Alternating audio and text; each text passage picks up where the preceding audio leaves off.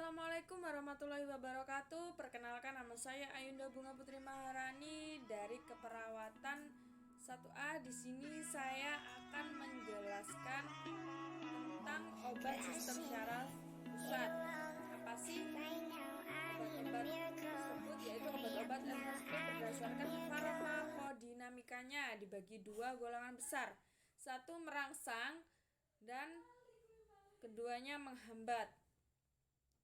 Merangsang atau menstimulasi yang secara langsung maupun tidak langsung merangsang aktivitas otak, sumsum tulang belakang beserta syaratnya. Menghambat atau mendepresi yang secara langsung maupun tidak langsung memblokir proses tertentu pada aktivitas otak, sumsum tulang belakang, dan syaraf-syarafnya. Obat yang bekerja terhadap SSP dapat dibagi dalam beberapa golongan. Yang pertama yaitu analgetik sedatif dan non-sedatif atau disebut dengan NSAID. Hipnotik sedatif, anestesi umum dan lokal, dan yang terakhir yaitu psikotropik. Yang pertama yaitu analgetik. Analgetik atau obat penghilang rasa nyeri adalah zat-zat yang mengurangi atau menghalau rasa nyeri tanpa menghilangkan kesadaran. Berdasarkan efek farmakologinya, analgetik dibagi menjadi dua kelompok, yaitu satu analgetik narkotik dan analgetik perifer atau non-narkotik. Apa itu nyeri? Sensasinya tidak menyenangkan yang terjadi bila kita mengalami cedera atau kerusakan pada tubuh kita. Nosisepsi adalah mekanisme di mana stimuli perifer yang dianggap berbahaya. Polimodal adalah tipe neuron sensorik perifer utama yang merespon rangsangan bahaya. 1. Analgetik opioid atau narkotik, disebut juga opioida, mirip opioid, adalah zat yang bekerja terhadap susunan saraf. Tubuh dapat mensintesa zat-zat opioidnya sendiri. Berdasarkan kerjanya dapat digolongkan satu agnosis opiat, antagonis opiat, dan terakhir yaitu kombinasi. 2. Obat analgesik perifer atau non narkotik. Yang pertama yaitu paracetamol, salisilat, prostaladin, devirat pirazolinon, devirat antranilat, dan benzidamin. Pergolongannya yaitu 1. Salisilat, asetat, propionat, aksikam, pirazolon.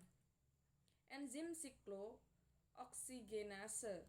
Siklooksigenase 1 atau bisa disebut dengan COX-1, lambung, usus, ginjal, platelet, siklooksigenase 2. COX-2 inflamasi.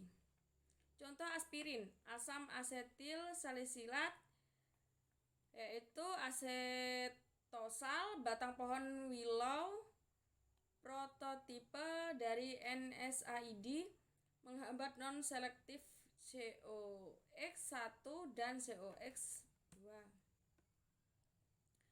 Farmakodinamiknya yaitu 1. Efek analgesik, menghambat sintesis PGE dan PGI.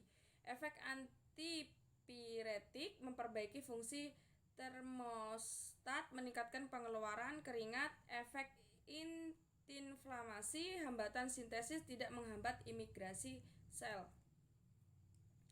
Contoh paraminofenol, vanacetin, acetaminophen, acetanilit, yaitu paracetamol digunakan pertama tahun 1893. Asam mefenamat, analgesik antiinflamasi. B. Hipnotik sedatif. 1. Sedatif adalah substansi yang memiliki aktivitas moderat. Hipnotik adalah substansi yang dapat memberikan efek mengantuk. Hipnotik dan sedatif merupakan obat pendepresi susunan saraf pusat. Dan yang terakhir, obat ini digunakan berhubungan sistem saraf pusat. Benzodiazepin adalah obat yang memiliki 5 efek farmakologi sekaligus, yakni ansiolisis, sedasi, antikonvulsi, reaksi otot melalui medula spinalis. Keunggulannya yaitu rendahnya tingkat toleransi obat, potensi penyalahgunaan yang rendah. Barbiturat. Secara kimia, barbiturat merupakan derivat asam barbiturat. Asam barbiturat merupakan hasil reaksi antara ureum dengan asam malonat.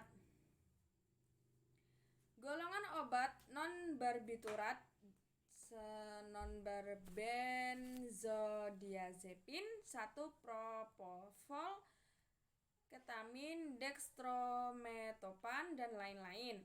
Contoh ketamin adalah derivat pensilidin yang menyebabkan disosiatif anestesia yang ditandai dengan disosiasi EGG dapat pada talamokortikal dan sistem limbik. Ketamin larut dalam air. Dextromethorphan adalah NMDA antagonis dengan afinitas ringan yang paling sering digunakan sebagai penghambat respon batuk di sentral.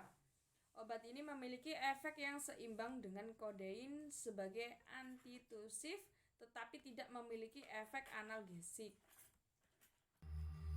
Sekian dari saya. Mohon maaf jikalau ada tutur kata yang kurang berkenan. Semoga bermanfaat. Wassalamualaikum warahmatullahi wabarakatuh.